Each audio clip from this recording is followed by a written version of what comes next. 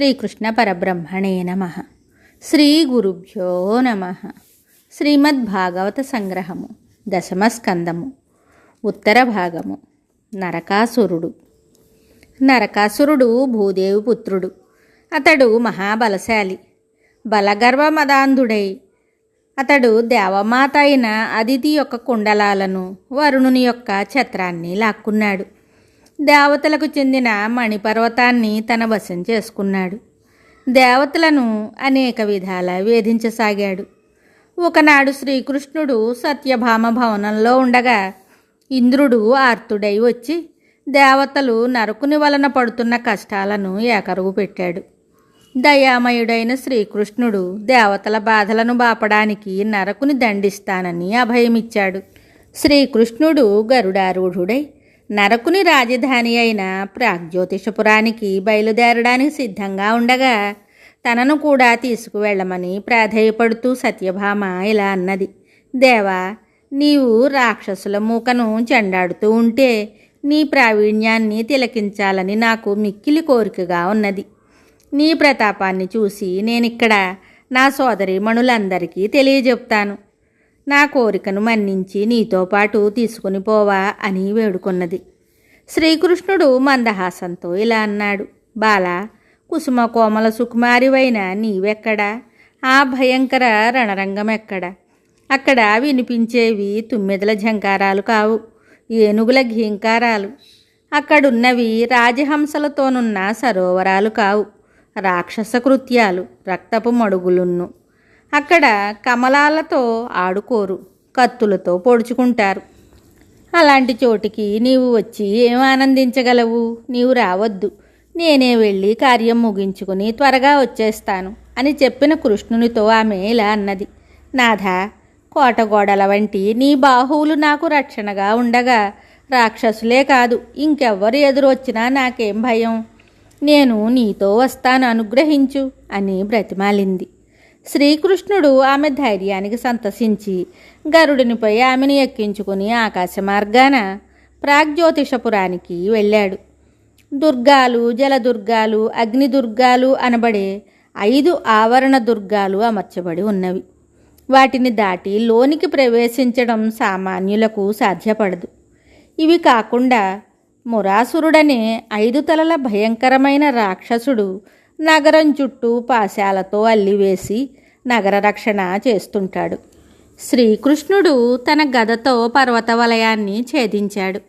తరువాత తన ధనస్సుతో శస్త్రాలను వమ్ము చేసి జలదుర్గాన్ని చక్రంతో శుష్కింపజేసి అగ్నిదుర్గాన్ని ఆర్పివేసి వాయుదుర్గాన్ని శాంతింపచేసి పాశదుర్గాన్ని ఛేదించి వేశాడు.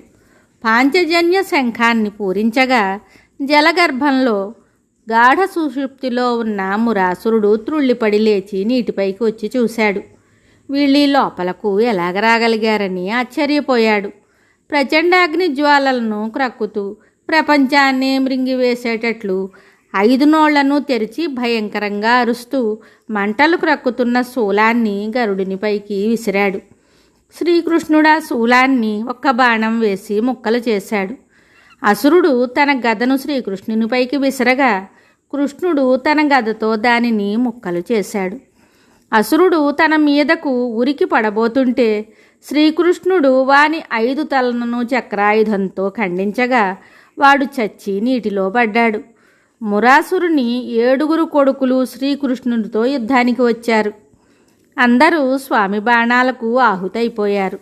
సాటిలేని శక్తిమంతులైన మురాసురుడు, వాని 7 కొడుకులు, సేనాధిపతి అయిన పీఠుడు హతులయ్యారని తెలుసుకుని ఈ శత్రువు ఎవడో గాని సామాన్యుడు కాడని గ్రహించి సర్వసేనతో సిద్ధపడి వచ్చాడు నరకుడు. గరుడునిపై కూర్చున్న శ్రీకృష్ణుని సత్యభామను చూసి వాళ్ళెవరో తెలుసుకున్నాడు. సత్యభామకు సంగ్రామ రహస్యాలను నేర్పుతున్నాడు శ్రీకృష్ణుడు. యుద్ధ సన్నద్ధుడై వచ్చిన నరకాసురుని చూసి సత్యభామ ఉత్సాహంతో జుట్టుముడి వేసుకున్నది. చీరచెంగు నడుముకు బిగించింది. ఆభరణాలు అడ్డు తగలకుండా సర్దుకున్నది. రాక్షసులు ఎందరు వచ్చినా ఎదుర్కొనడానికి సిద్ధపడింది. ఆమె యొక్క రణోత్సాహాన్ని చూసి రమణుడు ముసిముసిగా నవ్వుకుంటూ మురిసిపోతూ ఇలా అన్నాడు: సుందరి, నీవెందుకు యుద్ధానికి సిద్ధపడుతున్నావు? నేను ఈ రాక్షసుల్ని రూపుమాపలేనా? సరేలే, ఇదిగో ఈ విల్లును పట్టుకో, విజయం నీదే అవుతుంది అని తన ధనుస్సును ఆమెకిచ్చాడు. దానిని పట్టుకొనగానే ఆమెకు అంతులేని శక్తి వచ్చేసింది. పింటినారు బిగించి ధనుష్టంకారం చేసింది. ఆ శబ్దం ఆకాశమంతా ప్రతిధ్వనించింది. రాక్షస స్త్రీలు తమ మంగళసూత్రాలను కళ్ళకద్దుకున్నారు. ఆమె బంగారు కంకణాల జణజణలతో, చెవికమ్మల మణుల తళతళలతో, ఆమె స్వేదబిందువులపై మెరిసే ఇంద్రధనస్సులతో, చూశావా నా ప్రతాపం అన్నట్టుగా తన స్వామి వైపు సంధించే క్రీగంటి చూపుల బాణాల మెరుపులతో, శరపరంపరల గమనం చేసే ఝంకార ధ్వనులతో, అది రణరంగమా, సౌందర్య శోభను ప్రదర్శించే నాట్యరంగమా అనిపించింది. శౌర్యము, శృంగారము, రౌద్రము, విస్మయము, విన్యాసము అన్నీ కలిపి మూర్తీభవించినట్లుగా సత్యభామ బాణాలను సంధించటం, లాగటం, ప్రయోగించటం అంతా మెరుపు తీగల వేగంతో నిర్వహించి యుద్ధం చేయసాగింది. ఒకవైపు చెండాడే బాణాలతో శత్రువులను నొప్పిస్తూ, ఇంకోవైపు శృంగారపు చూపుల బాణాలు వేస్తూ తన స్వామిని మెప్పిస్తున్నది. ఆమె ధాటికి తట్టుకొనలేని అసుర సైన్యము వెనక్కి తగ్గింది, నిర్జీవమయ్యింది. శ్రీకృష్ణుడు తన ప్రియురాలి యందు విజృంభించిన వీరావేశాన్ని ఉపశమింపజేసే ఉద్దేశంతో ఇలా ప్రియాలాపం చేశాడు. సత్య, నీ ధాటికి తట్టుకోలేక రాక్షస సైన్యం పారిపోయింది. విజయలక్ష్మి నిన్ను వరించింది. నీ ధైర్య సాహసాలకు మిక్కిలి సంతసించాను. నీవు కోరిన ఆభరణాలను ఇస్తాను అని చెప్పి ధనస్సును ఆమె చేతి నుండి తీసుకున్నాడు. అప్పుడు నరకాసురుడు హేళనగా శ్రీకృష్ణునితో ఇలా అన్నాడు: కృష్ణ, పురుషుల ఎదుట ఒక స్త్రీ పౌరుషం ప్రదర్శించుతుంటే ఊరికే కూర్చోవటం ఘనత కాదు.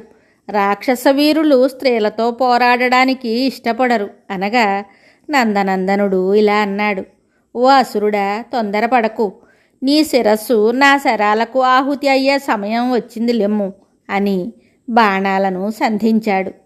ఐరావతం లాంటి 4 దంతాల తెల్లని ఏనుగులను నరకాసురుడు పాలసముద్రం నుండి సంపాదించి వందల సంఖ్యలో తెచ్చి ఉంచుకున్నాడు. వాటిని యుద్ధభూమికి తీసుకొని వచ్చాడు. వాటిని గరుత్మంతుడు ముక్కుతోనూ గోళ్లతోనూ ఖండఖండాలుగా పీకి బలమైన తన రెక్కలతో కొట్టి కొట్టి చంపాడు.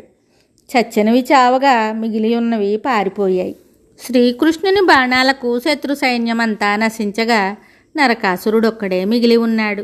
వాడు శతఘ్ని అనే శక్తివంతమైన శూలాన్ని శ్రీకృష్ణునిపై ప్రయోగించగా కృష్ణుడు దానిని వమ్ము చేశాడు. అసురుడు తన శక్తివంతమైన త్రిశూలాన్ని కృష్ణునిపై విసిరేలోగా శ్రీకృష్ణుడు చక్రాయుధాన్ని ప్రయోగించి అసురుని అంతమొందించాడు. నరకాసురుని తల్లి అయిన భూదేవి వాసుదేవుని వద్దకు వచ్చి నరకుడు అపహరించుకొని పోయిన కుండలాలను, వరుణుని ఛత్రాన్ని, మణిమయమాలను కూడా ఆయనకు సమర్పించింది. భూదేవి స్వామిని ఇలా స్తుతించింది: ఓ పరమేశ్వర, అనంతలీలా విలాస మహానుభావ, సకల భూతస్వరూప, పద్మనాభ, పద్మదళనేత్ర, పద్మమాలా విభూషిత వాసుదేవ, నీకు వందనములు.